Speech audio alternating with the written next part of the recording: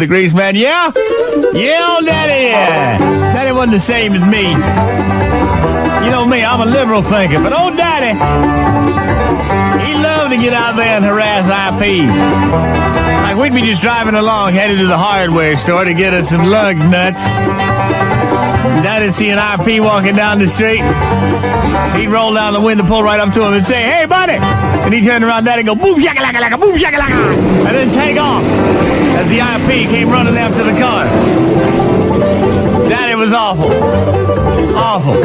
There was times I was so embarrassed. I was so embarrassed. But, you know, he was a product of his environment. I remember one time there was a whole bunch of He comes pulling up. He says, "Excuse me, y'all. Do you know the difference between IP receptacles and bowling balls?" They all just looked at each other. Daddy said, "If you had to, you could eat the bowling ball." We drove away with me cowering behind the seat as they opened up with everything they had. Daddy just loved it. I said, "Daddy, one day you're going to get us in real trouble doing that." And he said, "Oh, hell, boy, I don't mean nothing. I ain't hurt nobody's." I said, "You ain't hurt nobody's feelings? How come they shooting at us every time you tell one of them jokes?" I mean, it was awful. One time there was a crowd of them playing stickball. Daddy just swerved right into them. Said, "Let me see how many points I can pick up. I bet you it's 10 points for that old man there. Here I come."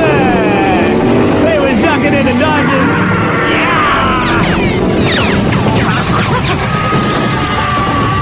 Daddy just loved it. Loved it. He got so I wouldn't drive with him. Because I was so afraid we'd run into an IP that Daddy'd start something, you know? I was afraid Daddy one day would let his mouth write a check that his behind was going to have to cash. And sure enough, it happened one day. There was a whole crowd of IPs.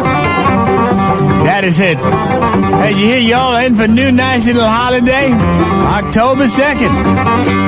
They said, "October 2nd? Don't understand it." He said, "That's the day the new Eldorados come out." And Daddy said, "Ah!" And he hit the gas and the car stalled. He tried to start that thing, it wouldn't start. We were sitting there surrounded. They started coming at us yelling, "Okana Matuso! Robata!" I said, "Oh, Daddy, now you done it this time, oh, Daddy!" Well, they dragged us out of that car. It was awful. Before I knew what was happening, both me and Daddy was getting it. Oh, they had me over the fender of that 67 Biscayne and buddy.